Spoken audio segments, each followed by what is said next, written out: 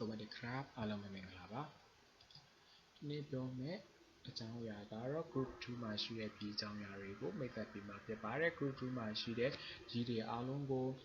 Ryzen 3နဲ့အတန်ထွက်ရမှာဖြစ်ပါတယ်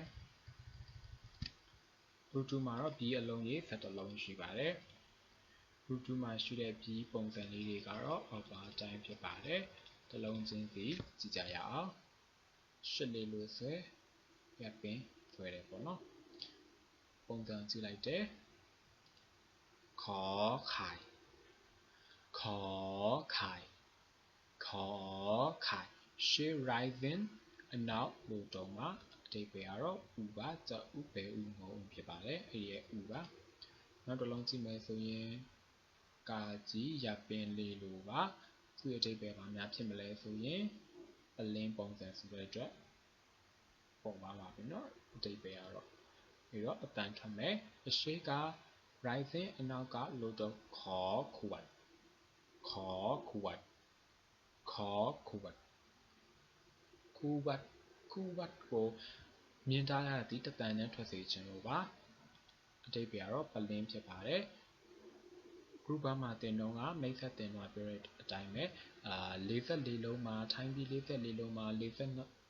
နှလုံးမသုံးနဲ့နှလုံးမသုံးတော့ဆိုတာဒီပြီးတစ်လုံးပါပါတယ်နောက်ပြီးကိုကြည့်ကြရအောင်လုံးကိုဆွဲမဲ့တစ်ဖြောင်းနဲ့ white ချလိုက်အပေါ်ပြန်တင်ပုံစံလေးပါပဲ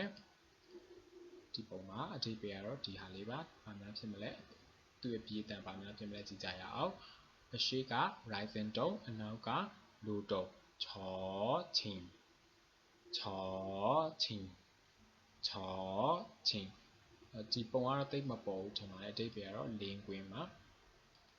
နောက်ပြီးတစ်လုံးကြည့်ကြရအောင်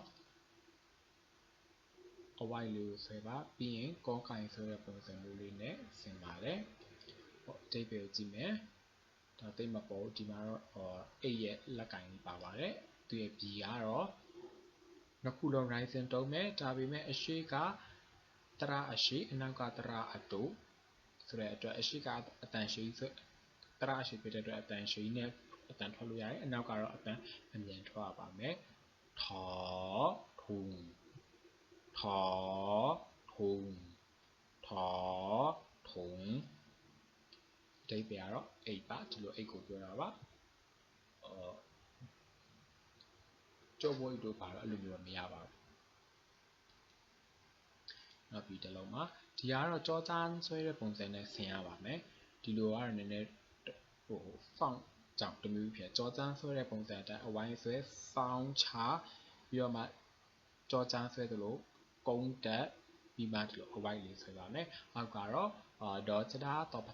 တဆွဲတဲ့ပုံစံမျိုးလေးပါဒီပုံစံလေးတူရမယ်သူရဲ့အဓိပ္ပာယ်ကအတန်ထွက်ကနှစ်ခုစလုံး Ryzen 3တရအရှိတွေပဲဖြစ်တဲ့အတွက်ထောฐานထောฐานထောฐาน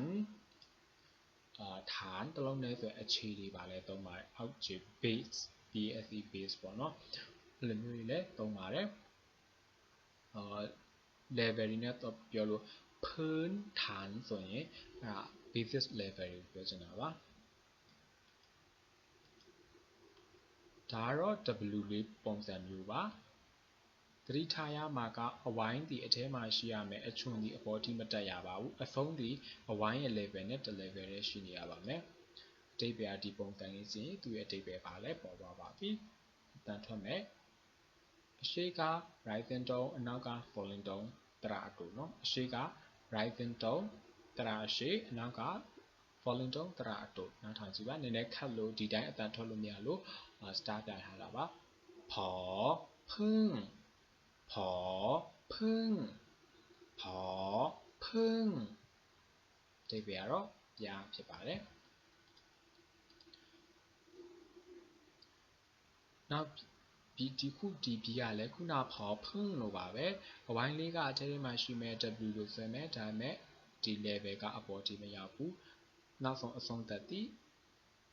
အဝိုင်းထက်ကျော်နေရပါမယ်အဓိပ္ပာယ်လေးကတော့ဒီတိုင်းပါပဲပုံထဲမှာမြင်တဲ့အတိုင်းပါပဲF အတန်ကမြန်မာ ပြီးမှမရှိတဲ့အတွက် English ပြီးကိုပဲယူထားပါတယ်နှစ်ခုစလုံးဒီ rising tone နဲ့ထွက်ပါမယ်တရအရှိလေးကြီးပါပဲ for fa for fa for fa အဓိပ္ပာယ်ကတော့အဖုံးပါအဲ့တော့ fa တလုံးနဲ့ဆိုအဖုံးပါနောက်ဒီတစ်လုံးကိုကြည့်ပါမယ်ဒါကတော့ group 1ကိုရသွားပြီးသားသူတွေဆိုလို့ရှိရင်မှန်တက်ပါတယ်ဘော်ပိုင်ပိုင်းနဲ့ဆင်ပါတယ်ပြီးမှကိုးကိုပက်လက်လှန်ထားတဲ့ပုံစံမျိုးလေးပါအဓိပ္ပာယ်ကတော့ယသိရုပ်ထုဖြစ်ပါတယ်ဒီပြီးရဲ့နာမည်လေးကိုကြည့်အောင်နော်တရအရှိတရရင်လည်းအရင်ပြောပါမယ်နော်တရအရှိတရအတိုတရအရှိတုံးပြောပါမယ် rising tone high tone rising tone နားထောင်ကြည့်ပါစောရစီစောရစီစောရစီအဓိပ္ပာယ်ကတော့ယသိဖြစ်ပါတယ်ရုပ်ထုမဟုတ်ပါဘူးယသိကိုပဲပြောတာပါเนาะရစီဒီယသိပါဒေါ်တိလိုပဲဒေါ်တိကတော့အလုံးကအပေါ်မှာဒီဟာကတော့အလုံးကအောက်မှာကျန်တာဒေါ်တိလိုပဲဆိုရဲတစ်ခုပဲအဖြတ်တစ်ဖြတ်ပါလာပါတယ်ဒီပုံလေးပါ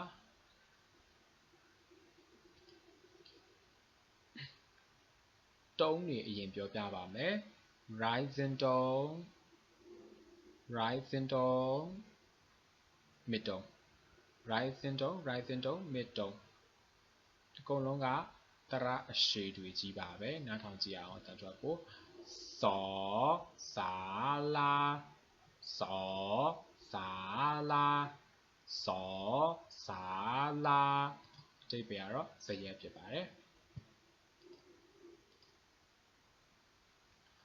အဝိုင်းလေးကိုဒီလိုစားဝိုင်းမယ်ခိုင်းငယ်လိုဝိုင်းပြင်ပြန်ထောင်တက်ဒီကတော့အဓိပ္ပာယ်လေးဆိုတော့ပုံပေါ်ပါတယ်တန်ထွက်ကြည့်အောင်နှစ်ခုလုံးဒီတုံးအနေနဲ့ဆိုရင် rising tone တွေကြီးပါပဲတရအရှိတွေကြီးပဲအဲ့တော့တန်ထွက်တာကိုနားထောင်ကြည့်ပါနည်းနည်းဒီ star ပြထားတဲ့ဟာဆိုလို့ရှိရင်နည်းနည်းအတန်ခတ်လို့ပါစောစရာစောစရာစောစရာဖြစ်ပါတယ်အဓိပ္ပာယ်ကတော့မြင်ကြားပါเนาะမြင်တဲ့အတိုင်းပါပဲကြားပါเนาะအဲ့တော့စရာတစ်လုံးနဲ့ပဲဆိုရင်ကြားပါစရာကြားဖြစ်ပါတယ်နောက်အဓိပ္ပာယ်ကြည့်အောင်နောက်တစ်လုံးကိုပဲဖြောင်း English 9လို့ပဲဖြောင်းဖြောင်းဆွဲတယ်ပြီးရင် white တယ်ရေးတယ်ပုံမှာတော့တစ်တာပုံစံလေးထွက်လိုက်ပါတယ်အတန်ထွက်ပြောပါမယ်တုံးကတော့ rising tone low tone rising tone low tone ဟော hip ဟော hip ဟော hip အဓိပ္ပာယ်ကတော့တစ်တာဖြစ်ပါတယ် group 2မှာအခုသင် group 2ဆက်တလုံးကိုပြောပြီးသွားတာဖြစ်တဲ့အတွက်ပြန်နှွှေးမယ်ဆိုလို့ရှိရင်ခေါ်ခေါ်ချောခေါ်